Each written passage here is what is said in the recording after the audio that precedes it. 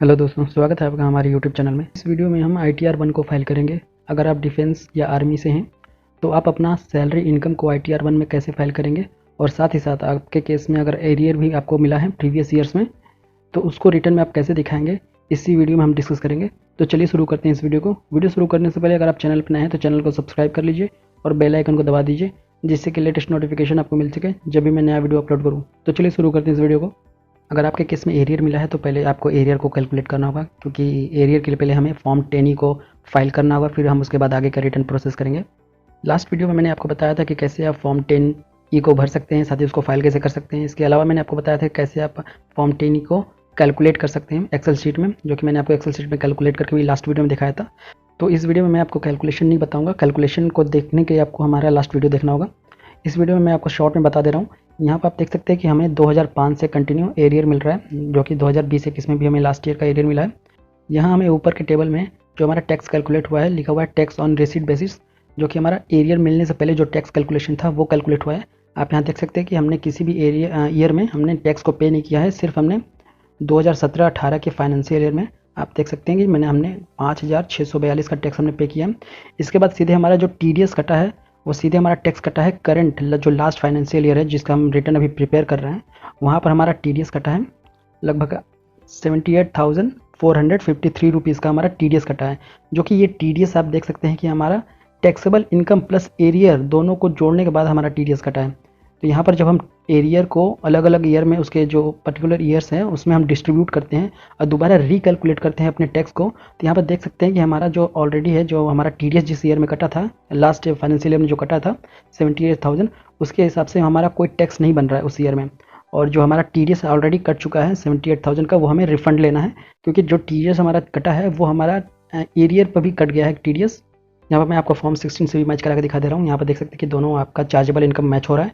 इसके बाद जो टैक्स बन रहा है 78,454 यहाँ पर बन रहा है फॉर्म 16 में, यहाँ पर 78,453 बन रहा है, जो कि ₹1 का डिफरेंस है, जो कि राउंड ऑफ का डिफरेंस है। तो हमारा फॉर्म 16 से बिल्कुल वैल्यू मैच कर रहा है, यानी हमारा सही कैलकुलेशन हुआ है। आप यहाँ साफ देख सकते हैं कि जो हमारा TDS कैलकुलेट हुआ है वो हमारा लास्ट ईयर की सैलरी प्लस जो हमारे पास लास्ट ईयर का एरियर्स आया था उस पर भी TDS आपका कैलकुलेट हो गया है, और वो TDS हमारा डिडक्ट हुआ है।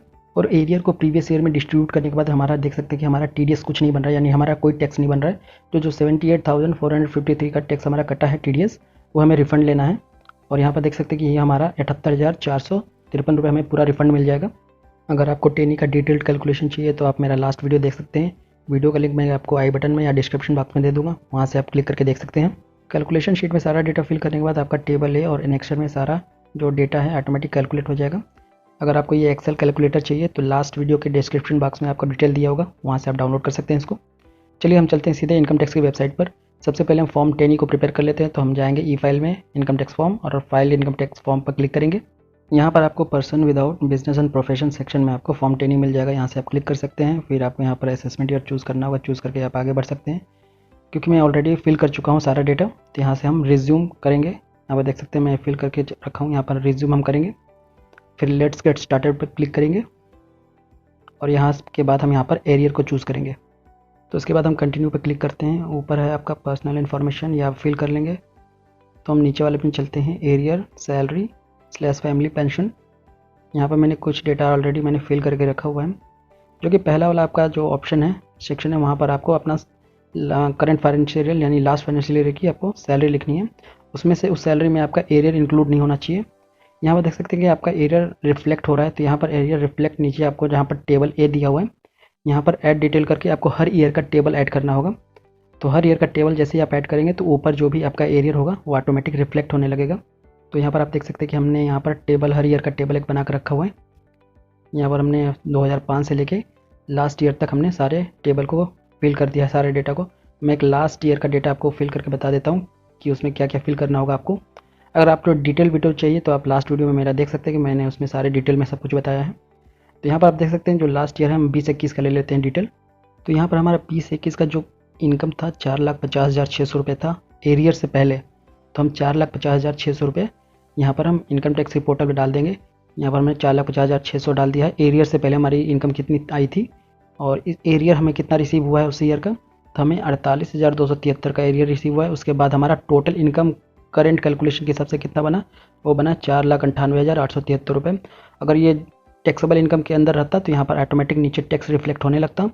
तो इसका मतलब हमारा 4,98,873 पर हमारा जीरो टैक्स बन रहा है। इसके बाद आप लेफ्ट साइड में देख सकते हैं कि एक ऑप्शन आपको फिल करने के लिए मिल रहा होगा, tax on total income as per column 2। यानी जो हमने लास्ट ईयर में ऑलरेडी जिसका हमने रिटर्न फाइल कर दिया है, जिसका हमने इनकम दिखाया था 4,50,600, अगर आपके केस में ज़्यादा होगा और उस पर आपने कोई टैक्स दिया होगा तो वो टैक्स की वैल्यू आपने यहाँ लिखनी है कि आपने उस ईयर में इतना टैक्स आपने पे कर दिया है। तो हमने 20-21 के फाइनेंशियल ईयर में जो हमने इनकम 4,50,600 दिखाया था, उस ईयर में हमने कोई टैक्स पे नहीं किया है, तो यहाँ पर हम जीरो ही रहने देंगे। अगर आपके केस में आपने टैक्स पे किया है तो वहाँ पर आप टैक्स की वैल्यू यहाँ पर डालेंगे। इसके बाद आपको राइट साइड में जो ब्लॉक दिख रहा होगा यहाँ जीरो लिखा हुआ है, यानी जो ऑटो रिफ्लेक्ट वाला ऑप्शन है यहाँ पर जो 4,98,873 पर अगर आपका टैक्स ऑटो रिफ्लेक्ट होगा, अगर किसी कारणवश मान लीजिए किसी रीज़न की वजह से आपका टैक्स गलत रिफ्लेक्ट हो रहा है या गलत कैलकुलेट हो रहा है, तो आपके कैलकुलेशन के हिसाब से जो टैक्स होगा आप यहाँ पर राइट साइड में डाल देंगे। तो वो जो ऑटो रिफ्लेक्ट हो रहा है उससे वो रिप्लेस हो जाएगा और उसको हटाकर जो आप वहाँ पर जो वैल्यू डालेंगे वही वैल्यू को ये इनकम टैक्स पोर्टल ले लेगा। इसके बाद ये सारा डिटेल डालने के बाद हम सेव पर क्लिक कर देंगे। इसी तरह आपको हर एक ईयर का टेबल ऐड करना होगा। यहाँ पर मैंने सिर्फ एक 20 से 21 का बताया, आपको हर ईयर का ऐड डिटेल में जाके उस ईयर का प्रीवियस ईयर आपको सिलेक्ट करना होगा और उस प्रीवियस ईयर का आपको डिटेल ऐड करना होगा। जैसे ही सारे प्रीवियस ईयर का अपने टेबल ऐड कर देंगे तो यहाँ पर आप देख सकते हैं कि ऊपर आपका एरियर ऑटो रिफ्लेक्ट होने लगेगा, जो कि मेरे केस में है 3,25,191 और नीचे आपका 8,14,680 रुपये ऑटो रिफ्लेक्ट हो जाएगा। तो यहाँ पर आप हमारे फॉर्म 16 से भी मैच करा सकते हैं इनकम 8,14,680, जो कि यहाँ पर 8,14,680 से मैच हो रहा है। इसके बाद नीचे जो आपने TDS पे किया है, जो कि लास्ट आपके प्रीवियस ईयर में लास्ट ईयर में आपका कटा है, जिसका आप रिटर्न प्रिपेयर कर रहे हैं 78,453, वो यहाँ पर ऑटो रिफ्लेक्ट होने लगेगा। अगर आपके केस में कुछ गलत रिफ्लेक्ट हो रहा है तो आप यहाँ से नीचे वैल्यू डालेंगे तो ऊपर का वैल्यू आपका रिप्लेस हो जाएगा। इसी तरह अगर आपके केस में टैक्स आपने पे किया हुआ था प्रीवियस ईयर में, तो यहाँ पर टैक्स आपका रिफ्लेक्ट होता, क्योंकि हमने कोई प्रीवियस ईयर के रिटर्न में कोई टैक्स पे नहीं किया है तो यहाँ पर जीरो रिफ्लेक्ट होगा। तो अगर आपके केस में कोई टैक्स रिफ्लेक्ट हो रहा है और गलत रिफ्लेक्ट हो रहा है तो नीचे वाले टेबल में आप वहाँ पर सही वैल्यू आप डाल सकते हैं, तो ऊपर वाले वैल्यू से वो रिप्लेस हो जाएगा। इसके बाद हम नीचे आएंगे, नीचे आप देख सकते हैं कि हमारा ऑटोमेटिक यहाँ पर रिफ्लेक्ट होने लगेगा कि हमें कितने रुपये का टैक्स हमें रिलीफ मिलेगा। यहाँ पर देख सकते हैं रिलीफ अंडर सेक्शन 89 के अंदर 78,453 का हमें टैक्स रिलीफ मिल रहा है। इसके बाद हम इसको सेव कर देंगे। सेव करने के बाद नीचे वाले ऑप्शन में आप जाके वेरिफिकेशन भी कर सकते हैं। इसके बाद प्रीव्यू पर क्लिक करने के बाद नीचे आप आएंगे, यहाँ पर आप देख सकते हैं प्रोसीड टू वेरीफाई, यहाँ से आप ई-वेरीफाई द्वारा आप फॉर्म 10 को फाइल कर सकते हैं।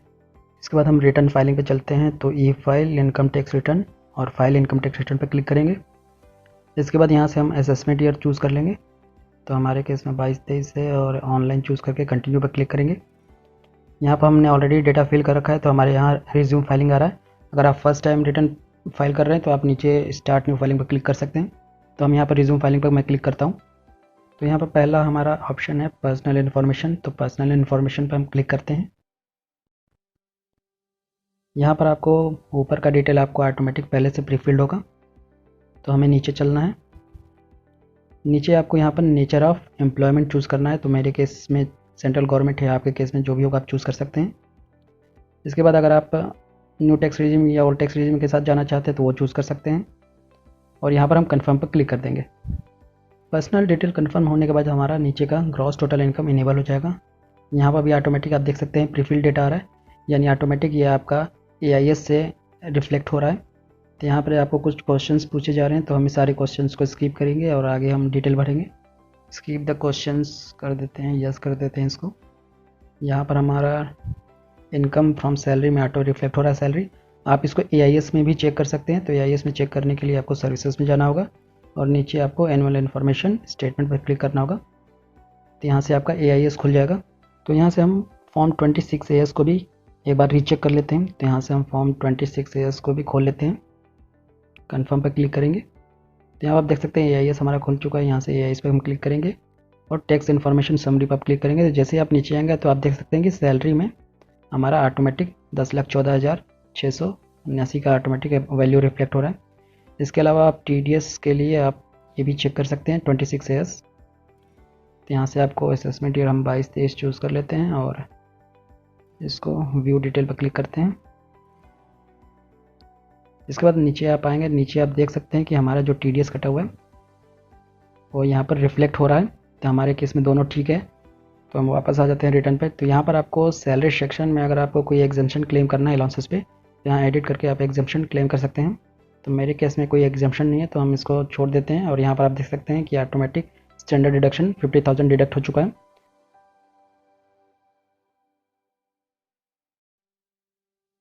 इसके बाद सेकंड है आपका इनकम फ्रॉम हाउस प्रॉपर्टी। अगर आपके केस में हाउस प्रॉपर्टी से कोई आपको इनकम आ रही है तो आप यहाँ पर डिटेल ऐड कर सकते हैं, या अगर आपने कोई हाउसिंग लोन ले रखा है चाहे घर के लिए या घर के कंस्ट्रक्शन के लिए, तो यहाँ पर आप मैक्सिमम 2 लाख तक का इंटरेस्ट पर क्लेम ले सकते हैं डिडक्शन का।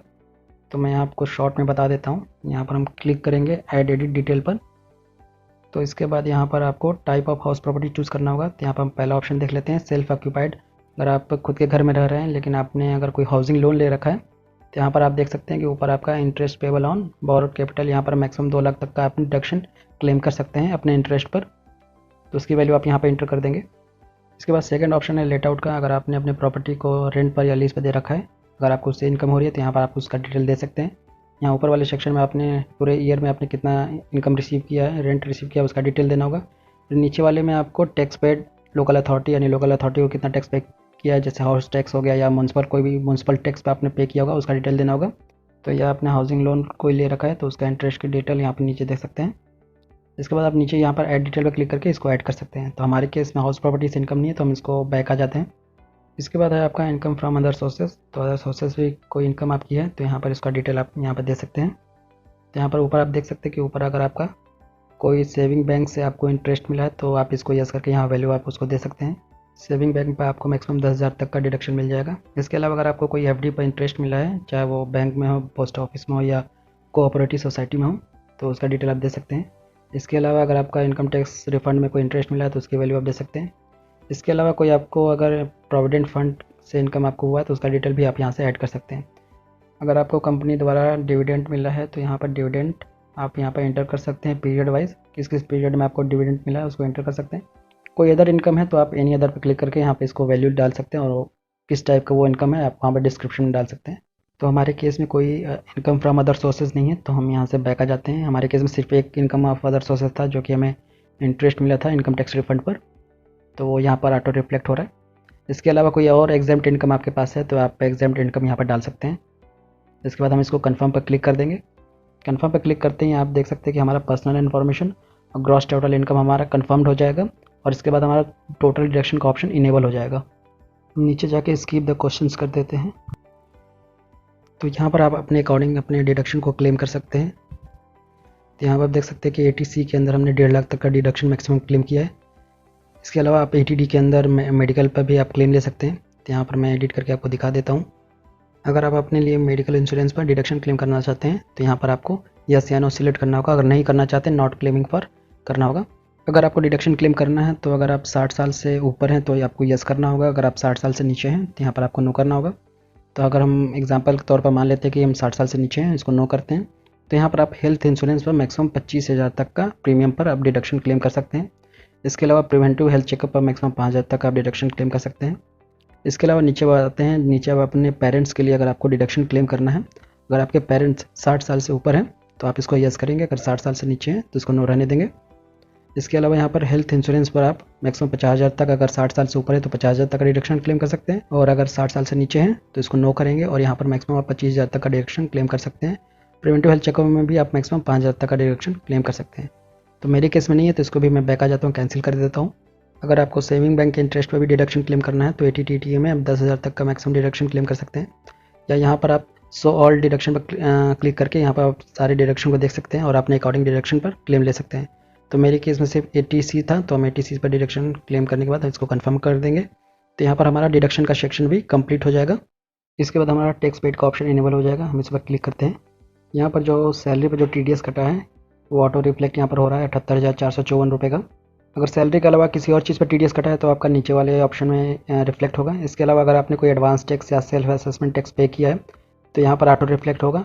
अगर मान लीजिए किसी रीज़न की वजह से ऑटो रिफ्लेक्ट नहीं हो रहा है तो यहाँ पर ऐड अनदर डिटेल पर क्लिक करके यहाँ पर आप डिटेल ऐड कर सकते हैं। तो यहाँ पर आपको चालान का BSR कोड डालना होगा, चालान में जो होगा आपका, फिर चालान नंबर डालना होगा, नीचे डेट ऑफ डिपॉजिट और फिर आपने कितना अमाउंट एडवांस टैक्स या सेल्फ असेसमेंट टैक्स के रूप में पे किया है वो डालना होगा और यहाँ पर ऐड पर क्लिक कर देना होगा। तो यहाँ आपका ऐड हो जाएगा आपका चालान। इसके बाद हम नीचे जाकर कन्फर्म पर क्लिक कर देते हैं। तो यहाँ पर हमारा जो टैक्स पेड वाला सेक्शन है वो कन्फर्म्ड हो जाएगा और यहाँ पर हमारा जो लास्ट सेक्शन है टैक्स लायबिलिटी वो इनेबल हो जाएगा और हम टैक्स लायबिलिटी पर क्लिक करते हैं। तो यहाँ पर टोटल टैक्स लायबिलिटी में यहाँ पर हमारा कंप्यूटेशन ऑफ इनकम और कंप्यूटेशन ऑफ टैक्स दोनों जनरेट हो जाएगा। तो यहाँ से आप अपने डिटेल को रीचेक कर सकते हैं कि आपने जो डेटा भरा है वो सही भरा है कि नहीं भरा है। और यहाँ पर आपको रिलीफ अंडर सेक्शन 89 के अंदर जो आपने रिलीफ फॉर्म 10 ही भरा है तो उसका रिलीफ आप यहाँ पर डालेंगे। तो हमारे केस में जो रिलीफ था वो था 78,454 रुपये, तो हम 78,454 रुपये डाल देंगे। यहाँ पर हमने 78,454 रुपये का TDS भी हमारे सैलरी से कटा है, तो हमारा सारा TDS हमें रिफ़ंड हो जाएगा। तो हमें यहाँ वार्निंग शो हो रहा है और हमें बोल रहा है कि फॉर्म 10 ही सबमिट करने के लिए। तो जब भी आप रिलीफ क्लेम करिएगा तो रिलीफ क्लेम करने से पहले आप फॉर्म 10 को जरूर सबमिट कर दीजिएगा, ई वेरीफाई कर दीजिएगा। उसके बाद ही आप रिलीफ 89 के अंदर यहाँ पर क्लेम कीजिएगा। हमारे कैलकुलेशन के हिसाब से 78,453 रुपये का रिलीफ क्लेम हो रहा था, लेकिन हमारे केस में TDS हमारा 78,454 कटा है, इसलिए हमने 78,454 यहाँ पर रिलीफ क्लेम कर लिया पूरा। इसके अलावा यहाँ पर टोटल टैक्स पेड दिखा रहा है 153 रुपये। क्योंकि 153 रुपये इसलिए दिखा रहा है क्योंकि जो 739 रुपये जो हमें इनकम टैक्स रिफंड का इंटरेस्ट मिला है, ये उसकी वजह से यहाँ पर 153 रुपये यहाँ पर टैक्स की लाइबिलिटी बन रही है। तो ये हमारे जो TDS डिडक्ट हुआ है उससे एडजस्ट हो जाएगा। तो यहाँ पर हम इसको कंफर्म करने के बाद इसको प्रोसीड पर क्लिक करेंगे। यहाँ पर प्रोसीड पर क्लिक करने के बाद जो हमारा 78,454 का रिफंड था वो ऑटोमेटिक आपका 78,300 रुपये हो गया, क्योंकि हमारा जो 153 रुपये की टैक्स की लाइबिलिटी निकल रही थी वो हमारे TDS से एडजस्ट हो गया। तो TDS से एडजस्ट होने के बाद जो हमारा नेट रिफंड निकल रहा है वो 78,300 रुपये है। इसके बाद हम यहाँ पर प्रीव्यू रिटर्न पे जाएंगे। अगर आपके केस में पेमेंट निकल रहा होगा, लाइबिलिटी निकल रहा होगा, तो आपको यहाँ पर टैक्स पे करना होगा। लेकिन हमारे केस में रिफंड निकल रहा है तो हम रिफंड पर यहाँ पर डायरेक्ट आप इनकम टैक्स रिटर्न को फाइल कर सकते हैं। यहाँ पर हम प्रोसीड टू प्रीव्यू पर क्लिक करेंगे। जैसे आप प्रोसीड टू प्रीव्यू पर क्लिक करेंगे यहाँ पर ऑटोमेटिक आपका ITR 1 जनरेट हो जाएगा फॉर्म। यहाँ से आप चेक भी कर सकते हैं कि आपने जो डेटा भरा है वो सही भरा है कि नहीं भरा है। इसके बाद आप नीचे आएंगे। नीचे आने के बाद जो यहाँ पर है लास्ट आपका प्रोसीड टू वैलिडेशन, तो प्रोसीड टू वैलिडेशन हम करेंगे, जो कि हमारे अगर रिटर्न में कोई भी एरर होगा तो ये हमें एरर शो कर देगा। तो हमारे केस में कोई एरर नहीं है। इसके बाद हम प्रोसीड टू वेरिफिकेशन पर क्लिक करके अपने ITR को E-वेरीफाई द्वारा फाइल कर सकते हैं। यहाँ पर हम नीचे आएंगे और यहाँ पर पहला वाला ऑप्शन हम चूज़ करेंगे E-वेरीफाई नाउ, और इसके बाद हम कंटिन्यू पर क्लिक करेंगे। यहाँ पर आप आधार OTP द्वारा वेरीफाई कर सकते हैं या डिजिटल सिग्नेचर द्वारा वेरीफाई कर सकते हैं। तो अगर आप आधार द्वारा वेरीफाई करते हैं तो यहाँ पर आधार सेलेक्ट करके जनरेट आधार OTP पर क्लिक करके आपके पास OTP जनरेट होगा और यहाँ पर OTP जैसे ही एंटर करेंगे आपका रिटर्न सक्सेसफुली E-वेरीफाइड और फाइल्ड हो जाएगा। तो आप इस तरह अपने रिटर्न को प्रिपेयर कर सकते हैं और रिटर्न को फाइल कर सकते हैं। फिलहाल इस वीडियो में इतना ही। अगर आपको वीडियो इन्फॉर्मेटिव लगा है तो वीडियो को लाइक करिए और वीडियो को ज़्यादा से ज़्यादा शेयर कीजिए अपने ग्रुप्स में, अपने फ्रेंड्स के साथ, फैमिली के साथ। अगर आप चैनल पर नए हैं तो चैनल को ज़रूर सब्सक्राइब कर लीजिएगा और बेल आइकन को दबा दीजिएगा, जिससे कि लेटेस्ट नोटिफिकेशन आपको मिल सके जब भी मैं नया वीडियो अपलोड करूँ। तो मिलते हैं आपसे नेक्स्ट वीडियो में नेक्स्ट टॉपिक के साथ। तब तक के लिए जय हिंद।